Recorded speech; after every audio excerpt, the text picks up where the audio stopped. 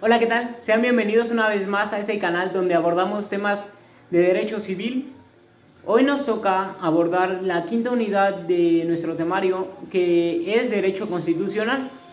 Hoy hablaremos de eso, obviamente de la definición de derecho constitucional, qué es la Constitución, las partes de cómo está dividida la Constitución, la parte orgánica, la parte dogmática, la inviolabilidad constitucional, la rigidez constitucional, el procedimiento para reformar una constitución o una ley, y nos basaremos en el libro de Ignacio Burgoa de 1984, Derecho Constitucional Mexicano.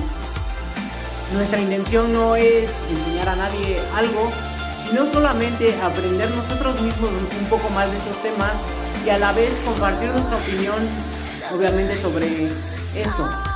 Así que vamos a empezar con qué es derecho constitucional. Y en la página 25 del libro nos dice: significa el estudio de una determinada constitución en su totalidad normativa. Esto quiere decir que el derecho constitucional es aquella rama del derecho público que estudia la Constitución, obviamente, y la forma como se gobierna, cómo está estructurada un Estado, cómo está dividido, y esto es para que el Estado mismo funcione de mejor manera. Cuando hablamos de derecho constitucional, se nos viene a la mente obviamente la palabra constitución, y es verdad, es lógico. ¿Por qué? Porque el derecho constitucional estudia a la Constitución misma, a la división de poderes y cómo está estructurado un Estado para llevar un mayor control y sea un correcto funcionamiento sobre este, y así llegará a los fines que quiere.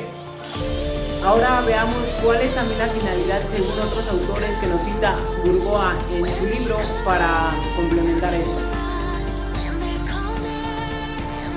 Nos dice en la página 24: para Santi Romano, el derecho constitucional es la Constitución misma como ordenamiento supremo del Estado, sin el cual no puede existir. Nos dice aquí el autor que el derecho constitucional es la Constitución misma como tal. Y tiene razón, ¿por qué? Porque el derecho constitucional estudia al Estado, y sin la Constitución no puede existir, porque es el que lleva el control sobre este para llegar a sus fines. Y vamos con la siguiente definición que nos dice en la página 25. Según dice Aurion, el derecho constitucional tiene por objeto la constitución política y social del Estado, afirmando que la constitución política se refiere por una parte a la organización y funcionamiento del gobierno, o sea, al poder que dirige la vida del grupo; por otra parte, a la organización de la libertad política, es decir, a la participación de los ciudadanos en el gobierno. Por constitución social entiende que se refiere al orden social considerado como un orden individualista, que reposa sobre la doble base de las libertades individuales, comprendiendo en ella de la función y de las ideas subjetivas que han formado la civilización. Bien, aquí el autor nos quiere dar a entender que el derecho constitucional tiene algunos líderes que llevan a la sociedad como tal, y a esto se hace a través de la división de poderes. Nos dice que el gobierno es el que lleva a la sociedad como tal, o sea, el Estado, y para llevar un buen manejo sobre este.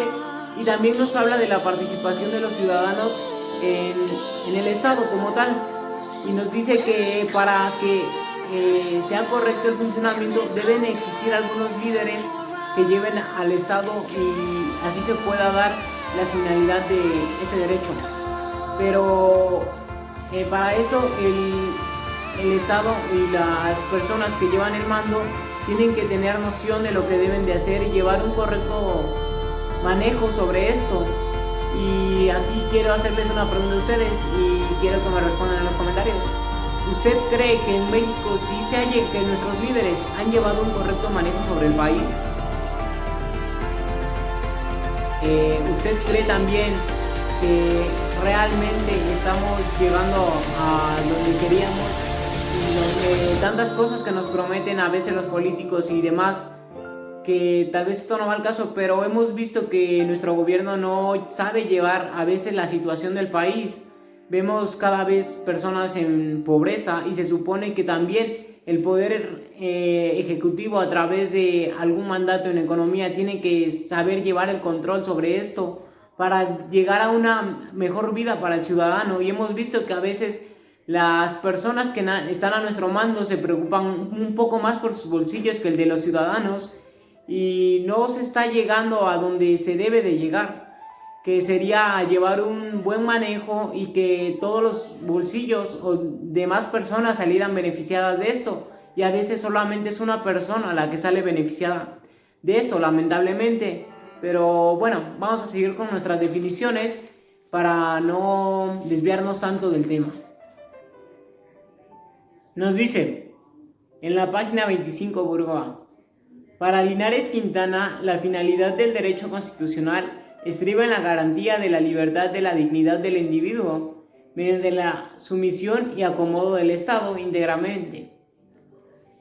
Este autor nos dice que la finalidad del derecho constitucional es la integridad y la libertad del individuo mediante el acomodo del Estado, o sea, en la división de poderes, que más adelante hablaremos de ellos, ya lo habíamos dicho, del poder legislativo, judicial y ejecutivo.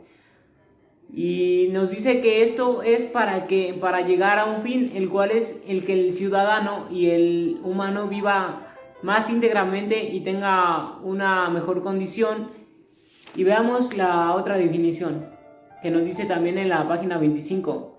Bielsa define el derecho constitucional como la rama del derecho público que regula el sistema de gobierno, la formación de poderes públicos, su estructura y atribuciones, y que establece o reconoce en principios, declaraciones o garantías los derechos y deberes privados y los públicos de los habitantes, como miembros de la sociedad referida al Estado y como miembros del cuerpo político. Aquí nos los aclara un poco más. Nos dice que la división de poderes son a través de líderes, los cuales van a llevar un mejor control del Estado. Y esto es para que el ciudadano tenga garantías. En nuestra Constitución nos dice que tenemos garantías individuales y demás, pero eso lo trataremos un poco más adelante.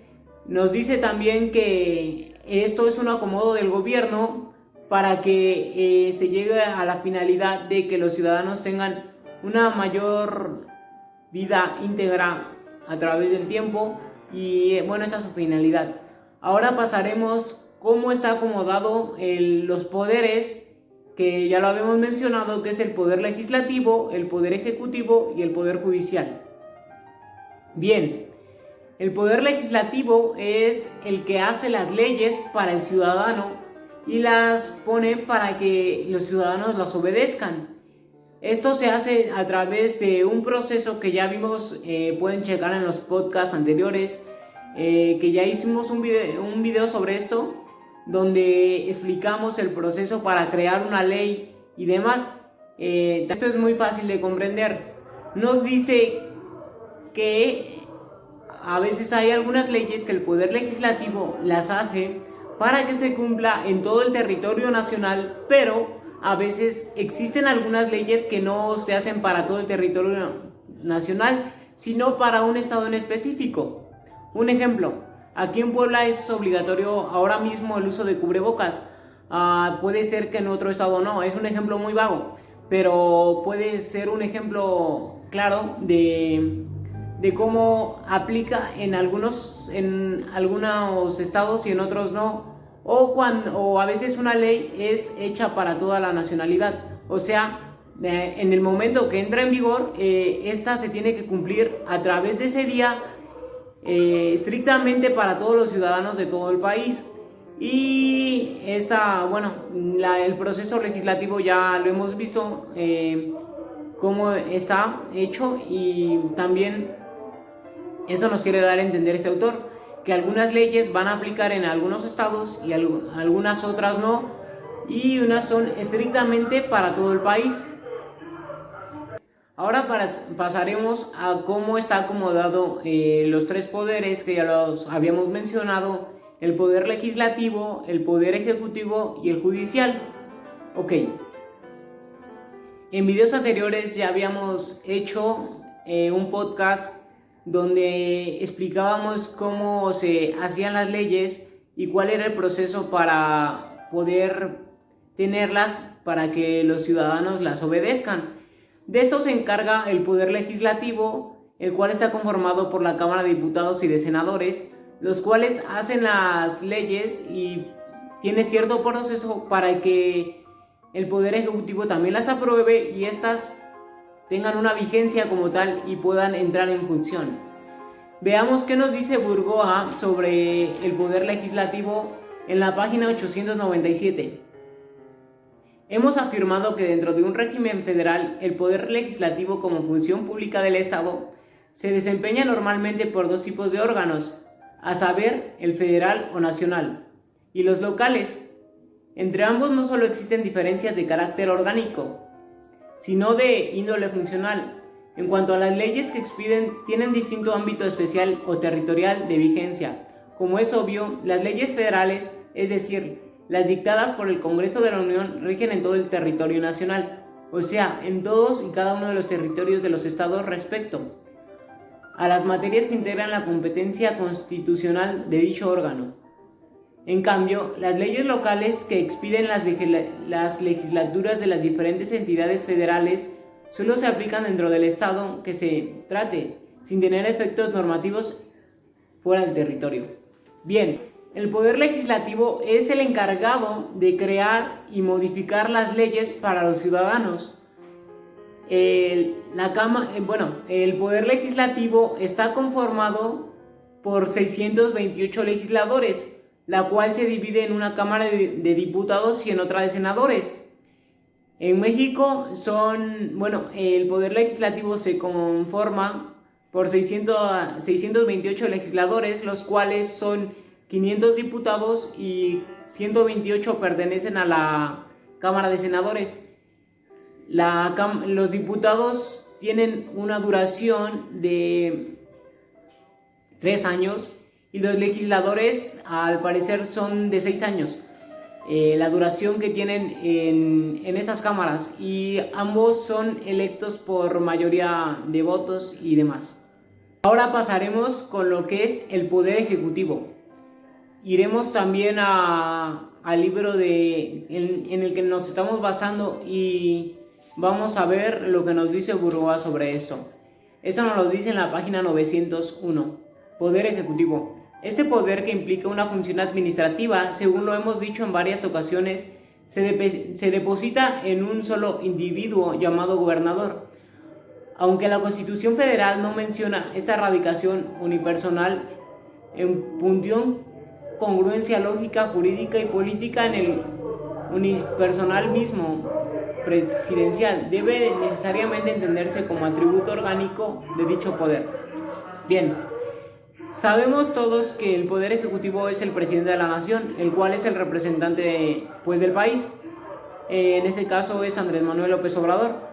Este es el encargado de administrar y llevar un mejor manejo sobre el país. Pero esta persona no está sola. Ejecutar significa llevar o echar a andar algo. Esta persona no solamente es la que está encargada de llevar el control del país, sino que tiene personas a su mando que son las que llevan a cargo eso. Por ejemplo, la persona que lleva a cargo la educación, la persona que lleva a cargo la salud, la persona que lleva a cabo el deporte y la economía y demás. El presidente es el líder y el que da el mando para que esas personas de su confianza estén a cargo de estos puestos. Por ejemplo, el Poder Ejecutivo es el más importante del país porque sin él no puede haber un representante entre las demás naciones, y este es el que representa al país. Como ya lo dije, es encargado de de preocuparse por el bolsillo de los ciudadanos, por llevar un mejor control sobre el país. Por ejemplo, la educación primaria, que es obligatoria, también esto despierta muchas dudas. Por ejemplo, para la persona que está a cargo de la educación, cuántas aulas debe haber en determinada comunidad, cuántos profesores, cuántos alumnos por aula y demás. Esto es también lo que se encarga el Poder Ejecutivo. El Poder Ejecutivo también es el encargado de proponer nuevas leyes al Poder Legislativo y demás, para que este poder la revise y haga modificaciones a como ellos digan o vean preferente. El Poder Ejecutivo es el líder como tal del país y es el que lleva el mandato, es el representante del país ante otras naciones, y es muy importante que conozcamos esto. ¿Por qué? Porque el presidente de la República también hace un juramento donde dice que hará valer la Constitución y que esta será donde se basará para trabajar más adelante, la cual no puede violar. Bueno, esto se dice entre comillas porque anteriormente hemos visto muchas cosas y no hacemos valer nuestra Constitución. Por eso es importante también que conozcamos nuestra Constitución y las demás cosas, que cómo trabaja el Poder Ejecutivo, siendo el mayor representante de nuestro país. Bueno, porque es el que lleva el control del país. El Poder Ejecutivo es el encargado de hacer valer nuestra Constitución como tal. También no sé si un algazo. Las clases en línea también, eso se tiene previsto para que los alumnos no se queden sin aprender o avancen a un mejor objetivo, aunque no todos los alumnos estamos de acuerdo con las clases en línea y todo eso, pero bueno, es algo que se hace para no estancarse y que los alumnos sigan aprendiendo y demás. También de esto se encargan los poderes, bueno, aquí en ese caso el Poder Ejecutivo, para poder continuar con esto. Y bueno, aunque a veces no están bien preparados o no estamos preparados para recibir, y los maestros a veces algunos no están preparados para dar, tal vez no sea una queja o no sé, pero bueno, vamos a seguir con nuestro tema. El Poder Judicial. En el libro, Burgoa nos dice esto sobre el Poder Judicial. La función judicial propiamente dicha de los tribunales federales consiste, por ende, en resolver controversias jurídicas de diferente naturaleza sin perseguir ninguno de objetivos indicados, traduciendo a su ejercicio en llamados juicios federales, esencialmente distintos del amparo, y pueden ser civiles, o sea, mercantiles y civiles, penales, administrativos, consciende de ellos en la primera instancia de los jueces de distrito. Bien. El Poder Judicial es el encargado de hacer justicia como tal. Por ejemplo, si el Poder Ejecutivo comete un abuso contra los ciudadanos, este es el encargado de proteger el interés de los ciudadanos y dar también solución a juicio, a casos donde se esté cometiendo alguna injusticia. Por eso el Poder Judicial es el que protege el interés del ciudadano. Bien, para comprender un poco más sobre el derecho constitucional, veremos la definición de Estado y de nación y demás. Estado. El Estado es el territorio habitado por ciudadanos, el cual lo rigen las mismas leyes. Y nación es el territorio habitado por ciudadanos, los cuales comparten las mismas costumbres. Aunque vayan a un mismo enfoque, no significan lo mismo. Por eso es importante también aprender su definición como tal. También es importante que tengamos en claro la definición de república y país, porque no son lo mismo. República. La república es el territorio donde lo rige la misma constitución y las mismas leyes. Y país es otra cosa, ya que el país es algo que se le denomina a un territorio en específico para poder ser diferenciado de los demás países. Ahora bien, teniendo en claro esto, veremos cuáles son los 5 elementos esenciales para que un Estado funcione correctamente. El primer elemento es el humano. Es obviamente que si no existe individuos en algún territorio, no puede existir el Estado, ya que es fundamental que existan individuos para que se puedan regir por determinadas normas y el Estado pueda funcionar. El segundo es el material. bueno, el material que es son los recursos que tiene el territorio geográfico para que éste pueda funcionar de mejor manera. El tercero es el geográfico, que es la ubicación que se le da a determinado estado para diferenciarlo de los demás y sea ahí donde se aplique las cosas como tal. También el cuarto es el político, que es la división de poderes de cómo va a estar conformado el estado. Y el quinto es el psicológico, que se refiere a las costumbres y tradiciones que tengan las personas en común para tener un estado como tal. Y esos son los 5 elementos que son esenciales para que exista un estado y este pueda funcionar. Todos los estados del mundo están regidos por normas, las cuales se basan en su constitución política. Y esto es lo que también, lo que estudia el derecho constitucional, la forma de gobierno de cada estado. Y eso es a lo que queríamos llegar con derecho constitucional. Cada estado del mundo tiene su constitución y sus diferentes maneras de llevar a cabo como ellos mejor lo ven la sociedad como tal, a través de las normas las cuales lo rigen y van a ser distintas de cada uno. Bien, ya tenemos una idea de lo que es derecho constitucional. Ahora vamos a pasar a ver lo que es una constitución. Una constitución es un acuerdo de unas normas las cuales están establecidas para regir una sociedad como tal. Una constitución es hecha a través del tiempo y la va modificando otra vez para que mejore constantemente. Esto se hace a través de los ciudadanos viendo con qué es lo que más conviene para el Estado como tal. Eso se va haciendo a través del tiempo y cada constitución sirve para que una sea mejor que otra. Una constitución se llama viva cuando las leyes que tiene son aplicadas y están en vigor en el momento que está ocurriendo. Y una constitución no está viva cuando ya sus leyes no se aplican en el momento que estamos. Ahora hablaremos de la Constitución Política de los Estados Unidos Mexicanos. Esta fue promulgada el 5 de febrero de 1917 por Venustiano Carranza y entró en vigor ese mismo año.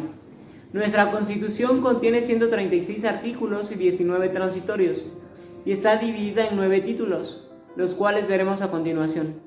El título primero nos habla en el capítulo 1 de los derechos humanos y sus garantías. Aquí nos va a hablar de cuáles son los derechos que tenemos por el simple hecho de nacer y también de nuestras garantías. El capítulo 2 de los mexicanos, qué derechos y deberes tenemos por el simple hecho de ser mexicanos. El capítulo 3 de los extranjeros, cuando una persona llega a residir o a visitar el país, cómo se debe de regir esta persona. El capítulo 5 de los ciudadanos mexicanos, aquí ya nos habla de cómo se nos regirá al tener la ciudadanía mexicana. El capítulo 4 de los, ya lo vimos. El título 2, el capítulo 1 de la soberanía nacional y la forma de gobierno. El capítulo 2 de las partes integrantes de la federación y el territorio nacional. El título 3, capítulo 1 de la división de poderes, los cuales ya los vimos: el poder legislativo, el poder ejecutivo y el poder judicial. El capítulo 2 del poder legislativo, el capítulo 3 del poder ejecutivo y el capítulo 4 del poder judicial. El título 4 de las responsabilidades de los servidores públicos particulares vinculados con faltas administrativas graves o hechos de corrupción y patrimonial del Estado. Título 5 de los estados de la Federación y de la Ciudad de México. Título 6 del trabajo y de la prevención social. Aquí ya se mete más en lo laboral. El título 7, prevenciones generales. Título 8 de las reformas de la Constitución. Título 9 de la inviolabilidad de la ley. Que se supone que nuestra Constitución no se debe de violar de ninguna manera, lo cual a veces no es cierto. Pero bueno, nuestra Constitución está dividida en dos partes, la parte dogmática y la parte orgánica. La parte dogmática contiene las garantías individuales que tiene cada individuo. Por ejemplo, los derechos que tenemos a la educación, al trabajo, a la salud, al derecho a la tierra y demás. Y la parte dogmática nos habla de cómo está conformado el gobierno y cómo se debe de regir estas organizaciones, las cuales llevarán al país. Ahora veremos un ejemplo de la parte dogmática, donde nos habla de las garantías individuales, y veremos un artículo de nuestra Constitución mexicana que nos dice: el artículo primero: en los Estados Unidos mexicanos, todo individuo gozará de las garantías que se otorgan en esta Constitución, las cuales no podrán restringirse ni suspenderse, sino en los casos y en las condiciones que esta misma establece. Está prohibida la esclavitud en los Estados Unidos mexicanos. Los esclavos del extranjero que entren al territorio nacional alcanzarán por este hecho su libertad y la protección de leyes. Queda prohibida toda discriminación motivada por origen étnico o nacionalidad, el género, la edad, las discapacidades, la condición social, las condiciones de salud, la religión, las opiniones, las preferencias del estado civil o cualquier otra que atente contra la dignidad humana y tenga por objeto anular los derechos y libertades de las personas. Bien, aquí en el artículo primero nos menciona que tenemos garantías individuales y en México está prohibida la esclavitud. Cuando en otros países tal vez exista la esclavitud, pero si ese ciudadano llega al territorio nacional, automáticamente aquí es libre y ninguna persona tiene derecho a tenerlo de esclavo o menospreciarlo por ser menos, no lo sé. Dice que también está prohibida la discriminación. No te puedes burlar de una persona por su raza u origen étnico, o también por su religión, no lo sé, por muchas cosas más, ya que estamos en un país que es libre. En la parte orgánica de la Constitución nos habla de la forma de gobierno y cómo está estructurado cada uno de estos poderes para que cumplan su finalidad. También vemos la clasificación de las normas, las cuales también pueden ser consuetudinarias, las cuales ejercen solamente por el simple hecho de costumbre. Estas normas no están escritas, sino que en determinado territorio se aplican por costumbre, como ya lo dije, y no son tan rígidas. Bueno, existen también las normas rígidas, las cuales sí son escritas, y su proceso para elaborar es un proceso más complejo y también no son tan flexibles para su modificación o demás. La Constitución es la orden suprema y esta no puede ser violada por ninguna persona. ¿Por qué? Porque es la ley que aplica en determinado país, la cual cada norma puede ser flexible o no flexible, o puede ser modificable o no modificable dependiendo de su proceso y cómo aplica o si va funcionando o no. Bien, esto ha sido la mayoría por mi parte. Ahora demos paso a nuestra compañera Angélica, la cual complementará los temas. Pues en este video podcast les hablaré sobre un tema muy importante del cual vamos a abordar, y asimismo se irán desprendiendo mucho más, del cual todos aquellos van de la mano. Bueno, el primer tema es la supremacía constitucional. ¿Saben cuáles son las características distintivas de la Constitución política? Bueno, la supremacía constitucional, ser suprema, esta supremacía radica en dos vertientes esenciales, la forma y la material. La Constitución es formal al ser una ley que, a diferencia de otras, fundamenta y ordena la validez de todo un sistema jurídico, estableciendo un procedimiento dificultoso para su forma, así como los criterios para la creación de otras normas. Y en otro sentido es material, ya que en la Constitución se concentran los valores y principios fundamentales que rigen a una organización política social, las cuales solventan las necesidades vitales que justicia de sus integrantes.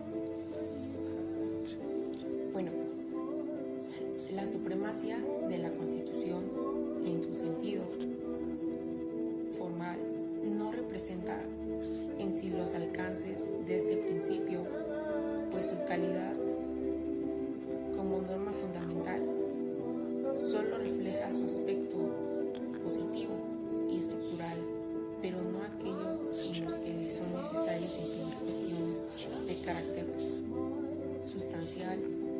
Si bien la consolidación de la Constitución como factor supremo se dio en la medida en que todo el sistema jurídico emergió y se adecuó a ella. También es cierto que gran parte de este proceso culminó con la legislación de la Carta como asimiladora de valores y principios fundamentales de la sociedad. ¿Sabían que en los siglos XIX y XX los sistemas jurídicos se fueron constitucionalizando en un mayor grado? Eso significa edificando todo su actuar y esencia en y hacia la norma suprema, no solo en el orden de la prelación como norma primaria, sino como una fuente difuminadora de valores y principios del sistema. Establecida la supremacía de la Constitución en los últimos años, acentuándose durante el siglo XX, donde los derechos humanos fueron aceptados por las leyes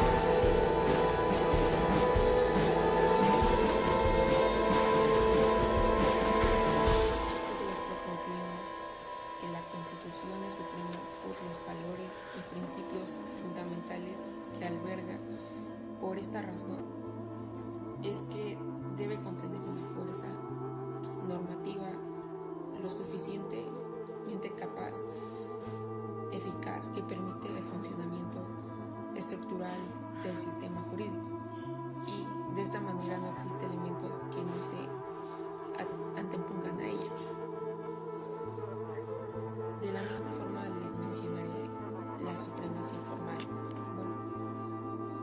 Con la promulgación de la Constitución norteamericana en 1878, se dio paso al constitucionalismo moderno, cuya característica principal fue el establecimiento del principio de separación de poderes, un procedimiento para la creación de leyes ordinarias y otro específico para la modificación de la Constitución, modelo de rigidez constitucional.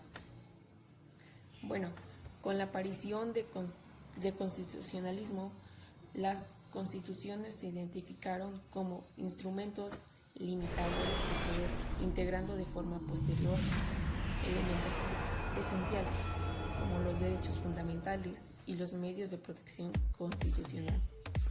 La supremacía formal es el resultado de la condición escrita y de la rigidez de las constituciones, de forma en la que quedan en el abrigo de cualquier actor de poderes estatales. Este segundo aspecto de la supremacía depende de una decisión del pueblo o de la Asamblea Constituyente, a diferencia del primero, que deriva de la naturaleza intrínseca de las normas. Bueno, el principio de rigidez es una consecuencia de haberle conferido a las constituciones un valor formalmente superior al resto de las normas. Esto explica por qué las constituciones escritas poseen un procedimiento expreso para su reforma, distinto al del resto de las leyes. La supremacía de la Constitución, en su sentido formal, completando con el principio de rigidez, garantizada cualquier tipo de manipulación o exceso por parte de algún órgano de poder, pues no de contar con un proceso distinto, ejercido por un órgano especial, sería factible que de forma constante su aspecto material se viene afectado. Bueno, a continuación, la opinión de un autor. Hans Kelsen concebía a la Constitución como suprema, por ser esta la que fundaba a todo el sistema jurídico. La norma suprema es la que establece cómo se deben crear todas las normas jurídicas del sistema, para que éstas puedan ser vigentes y válidas. Deben contener otro requisito también previsto por la Constitución: señalar cuál es el órgano competente para expandirlos. El problema radica en que si se acepta que hay lugar para la existencia de normas que no procedan de los parámetros establecidos constitucionalmente, al permitir la coexistencia de normas que no proceden integralmente de la norma suprema, se rompe la idea del sistema jerárquico superior, pues es solo hecho de que existen normas que se aplican dentro del sistema jurídico, sin haber surgido del proceso formal de creación, demuestra que la Constitución no se erige como fuente absoluta y única de validez. Es por eso que no es posible dejar a un lado el aspecto material de la Constitución en el proceso de validación de las normas jurídicas existentes.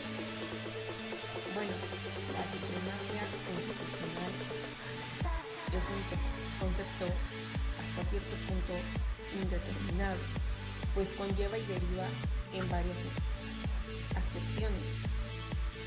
Para dilucidar la naturaleza del proceso se tiene que advertir, en primera instancia, los alcances del significado de supremo y bajo que los parámetros se entienden. El principio de supremacía surge a la par de la consolidación de la Constitución como norma rectora, aunque desde la antigüedad el sentido de esta implicaba un orden rector de carácter superior. Hoy en día, el constitucionalismo no niega que la Constitución deba poseer una fuerza soberana y constituyente para nacer y subsistir, pero estos elementos, si bien fundamentales, no son condicionales para que prevalezca la supremacía constitucional. Bueno, enseguida les hablaré sobre la conclusión del tema. Bueno, el primer tema que fue la supremacía constitucional. Bueno, la supremacía constitucional es un principio inherente a toda forma de vida constitucional. Por tanto, es indispensable advertir su dimensión real en cuanto a su naturaleza. Hoy en día es indispensable porque parece imposible mantener una visión formalista de la Constitución y de la supremacía, ya que existen aspectos sustanciales como la primacía de los derechos humanos que se anteponen como factores prioritarios. Por seguir, si bien es cierto que la supremacía formal como tal es un concepto incompleto y casi extintivo, sobre todo con el incremento de los llamados bloques de constitucionalidad. Es un hecho que en el ámbito sustancial de la supremacía se ha visto fortalecido, y eso en realidad es lo que permite que la supremacía de la Constitución siga aún un rasgo distintivo. La Constitución no será suprema por su carácter de norma fundante, sino lo que será en la medida que aloja elementos axiológicos que incidan a la vigencia y protección de los derechos humanos, armonizados con los criterios internacionales en dicha materia. La naturaleza dual no conlleva una negación del principio de no contradicción, sino, por el contrario, implica una dimensión real y necesaria para los contenidos sustanciales de la Constitución se ven garantizados a través del grado de primacia que solo de supremacía en su forma óptima puede propiciar. Bueno, pues eso fue un poco de lo que hablamos sobre de la supremacía constitucional. Ahora mencionaré el segundo tema, el cual viene, o más bien está enlazado con el primer tema que acabamos de mencionar. Bueno, la rigidez constitucional. Empecemos definiendo qué es la rigidez constitucional. La rigidez constitucional es un elemento de que se vale el constituyente para asegurar políticamente el resultado y perdurabilidad de su obra, y jurídicamente para establecer la supremacía del texto constitucional sobre otras normas. Estas finalidades se buscan alcanzar estableciendo. Entendemos que la rigidez alude a una cualidad que se manifiesta en un conjunto de constituciones que en la actualidad componen la casi absoluta mayoría. Es una característica que solo se puede dar en las constituciones escritas, esto tomando en cuenta que no existe paralelismo entre rigidez y flexibilidad. La idea de rigidez significa que la Constitución goza de un régimen jurídico especial, diverso del que tienen las leyes, en el sentido de que el procedimiento de reforma de la Constitución es distinto del procedimiento de formación de las leyes. En sentido, explica Gaustini, una Constitución es rígida si y solo si, en primer lugar, es escrita, en segundo lugar, está protegida o garantizada contra la legislación ordinaria, en el sentido de que las normas constitucionales no pueden ser derogadas, modificadas o abrogadas si no es mediante un procedimiento especial de revisión constitucional más complejo respecto del procedimiento de formación de leyes. Bueno, este concepto rescata la definición original de Bryce, según la cual las constituciones rígidas tienen un rango superior al de las leyes ordinarias y por tanto pueden ser modificadas solo por un método a la vez y diferente a aquel por el cual esas leyes son promulgadas o derogadas, pero es a la vez superador de esta, en la medida en que analiza la rigidez y la flexibilidad como cualidades graduables y no de todo o nada. Esta idea se vincula estrechamente a la supremacía constitucional, aunque se puede distinguir de ella. Bueno, también quisiera resaltar que la caracterización citada identifica la rigidez constitucional con la supremacía de la Constitución. Bueno, por estas dos cualidades se pueden distinguir. La supremacía constitucional como idea fuerza del constitucionalismo tiene que ver con la estructura jerarquizada. Es cierto que al fin de garantizar la supremacía es posible acudir a las instituciones especiales. Bueno, una forma habitual de realizar la distinción entre rigidez y supremacía es definiendo esta última por la existencia de un proceso especial y de forma. Entonces, si se parte de la aceptación de que rigidez y flexibilidad en que son cuestiones graduables, se sigue que puede haber supremacía constitucionales flexibles, en tanto y cuanto se excluya la posibilidad de reformas implícitas a la Constitución o mediante el criterio cronológico de reforma. Bueno, asimismo, ya que abordamos esos dos primeros temas, abordaremos el siguiente, que es la inviolabilidad constitucional.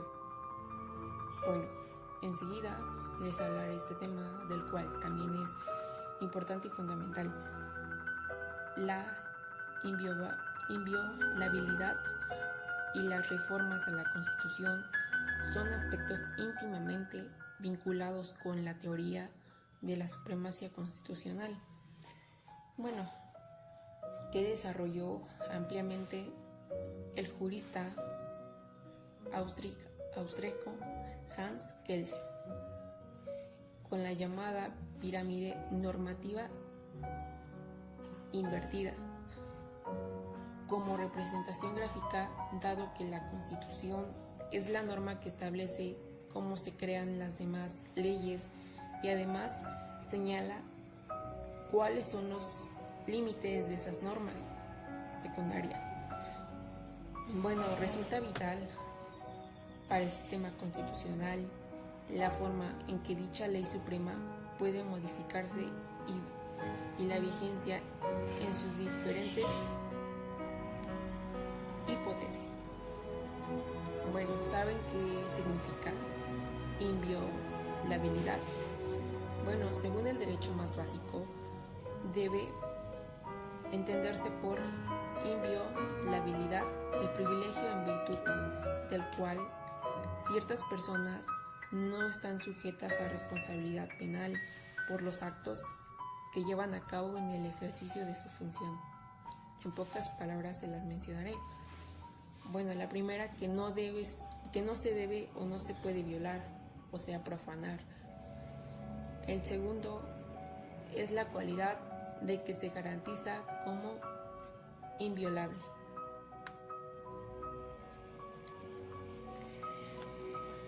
Bueno, en el artículo 39 constitucional indica que el pueblo tiene todo el tiempo de inalienable derecho de alterar o modificar la forma de su gobierno. ¿Es que este artículo otorga al pueblo al derecho a la revolución? Sí, si así fuera, entonces existiría contradicción entre los artículos 39 y 136 de la Constitución. ¿Y cómo surgió el artículo 39? Bueno, el diputado Reyes pidió que se adicionara el tercer párrafo del artículo con la indicación de que este derecho de cambiar la forma de gobierno lo haría el pueblo a través de sus representantes legítimos. La propuesta de Reyes no fue aprobada, con lo que aparece que realmente los constituyentes de 1856 quisieron otorgar al pueblo el derecho a la revolución. Bueno, asimismo, el 5 de febrero de 1857, Zarco leyó el manifiesto que debía preceder a la nueva Constitución. El Congreso proclamó altamente el dogma de la soberanía del pueblo y quiso que todo el sistema constitucional fuese consecuencia lógica de esta verdad luminosa e inconvertible. ¿A qué se refiere esto? Todos los poderes se derivan del pueblo. El pueblo se gobierna por el pueblo legisla al pueblo, corresponde reformar, variar sus instituciones. Si el derecho no puede dar la facultad a la revolución, ¿dónde se encuentra el fundamento de esta, ya que este es un dato histórico? Bueno, cuando un orden jurídico deja de satisfacer las necesidades, aspiraciones e ideales de una comunidad, cuando él se convierte en opresión, entonces nace el derecho a la revolución, pero no como facultad jurídica, sino como un derecho de la vida, de la realidad. Bueno, el principio de inviolabilidad descansa sobre las nociones de poder constituyente y de legitimidad. También recordemos que, sin embargo, en el artículo 28 de la Declaración Francesa de los Derechos de los Hombres de 1793, una generación no puede sujetar a sus leyes a sus generaciones futuras. Bueno, también les mencionaré los principios de la inviolabilidad de la Constitución. Bueno, descansa en los conceptos de poder constituyente y de legitimidad, en virtud de que toda ley fundamental, para expandirse válidamente, requiere provenir de la voluntad popular para ser legítima, y para ser sustituida se requiere utilizar la misma vía. La segunda, se afirma que la Constitución es inviolable porque puede ser quebrantada, desconocida o reemplazada por otro mediante el ejercicio del poder constituyente cuyo titular es el pueblo. Y la tercera, inviolabilidad, significa la imposibilidad jurídica de que la Constitución sea desconocida, cambiada o sustituida por fuerzas que no anhelen el poder constituyente. Por último, les hablaré sobre el procedimiento para reformar la Constitución. ¿Y qué significa eso? Se refiere a la actividad normativa que contempla modificar parcial o totalmente una Constitución por medio de órganos especiales y procedimientos definidos en ley. O sea, la función reformativa de la Constitución debe estar enfocada a subsanar posibles lagunas y hierros técnicos ortográficos en los que pudieran haber incurrido los constituyentes durante su redacción. El constitucionalista mexicano Ignacio Burgoa considera que la transitoriedad de la representación política hace necesaria la presencia de la Suprema Corte de Justicia en la nación. En el proceso de reforma, a fin de garantizar el principio de rigidez constitucional. ¿Y en México cómo se procede? Bueno, el procedimiento está previsto para la reforma parcial y se aprueba por el voto de las dos terceras partes, mayoría calificada, de los individuos presentes de cada una de las cámaras del Congreso de la Unión en sesión de pleno. Por segundo, una vez avaladas por el Poder Legislativo, las reformas o adiciones deberán ser ratificadas por la mayoría absoluta, la mitad más de una, de las legislaturas de las identidades federativas o publicadas. ¿En qué mundo puede existir otras formas de avalar reformas a la Carta Magna? Sí, más adelante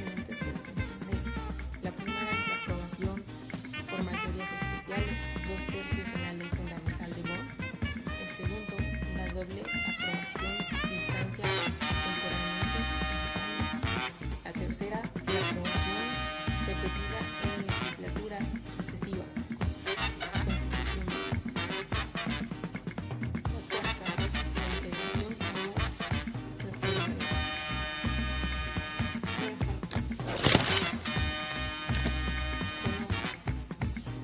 Uno de los principios postulados en el proceso de reforma constitucional es que este debe ser diverso proceso legislativo ordinario por una cuestión de congruencia normativa. Si la creación de una norma constitucional reviste mayor rigidez en comparación, una norma ordinaria no puede aplicarse los mismos estándares procedimentales para ambas. La mejor manera de la voluntad del pueblo y que denota una diferencia cualitativa con el proceso ordinario no anterior por respeto a la esencia de la democracia representativa propia de este Estado constitucional.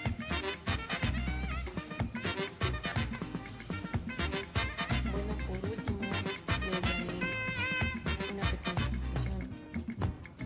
Bueno, después de 100 años de existencia de la Constitución mexicana, aún no se puede hablar propiamente de constitucionalismo, pues no se ha logrado la indispensable supremacía de la Carta Magna. Los detentadores de poder se han olvidado de la necesaria adhesión del pueblo para poder realizar el proyecto político democrático que la Constitución de 1917 abrazaba. Hasta que no se ponga la atención allí, las instituciones con el objeto de empoderarla se seguirá viviendo en este constitucionalismo ineficiente e impredecible. Bueno, muchas gracias por su atención. Espero que estos temas hayan sido de su agrado para todos los que nos escuchan. Y una vez más, todos estos temas son fundamentales y muy importantes, así como nosotros los manejamos en la materia fundamental de derecho. En conclusión, podemos decir cuán importante es conocer de estos temas y del derecho constitucional, ya que la Constitución es la que rige a cada país del mundo y cada Constitución es la que lleva un control sobre cada estado que existe en el mundo. Esto es a nivel global. Cada país tiene su Constitución, la cual tiene sus derechos y obligaciones que tiene que cumplir cada estado. Y es tan importante conocer nuestra Constitución, ya que con ella podemos hacer valer nuestros derechos, las libertades, garantías que tenemos, y también conocer más sobre qué no debemos de hacer. Gracias a la Constitución y si seguimos estudiando sobre esto, vamos a hacer valer nuestros derechos y podremos defendernos ante cualquier injusticia que se nos esté cometiendo. Así que está en nuestras manos estudiar más sobre la Constitución, saber un poco más y tratar de hacerla valer cada día, no cometer errores tales como, por ejemplo, tratar de comprar al tránsito porque te quiere hacer una infracción sobre tu carro. ¿Por qué? Porque ahí ya estás participando y estás violando una ley. Tú mismo, los mismos ciudadanos somos los que cometemos los errores y por ende no hacemos valer nuestra Constitución. Y también por esto las personas que están a nuestro mando a veces les da igual o no hacen valer la Constitución como debe de ser. Tal vez esto sea, no sé, muy crudo o muy cruel, porque es la verdad, a veces ni los ciudadanos ni las personas que están a nuestro mando hacen valer la ley, lo cual lo cual está mal y todos lo sabemos. Así que está en nuestras manos y en las manos de todos a hacer que nuestra Constitución valga un poco más cada día y no esté pisoteada como ha sucedido en muchas ocasiones. Así que esto ha sido todo por nuestra parte. Esperemos te haya gustado el video y nos vemos.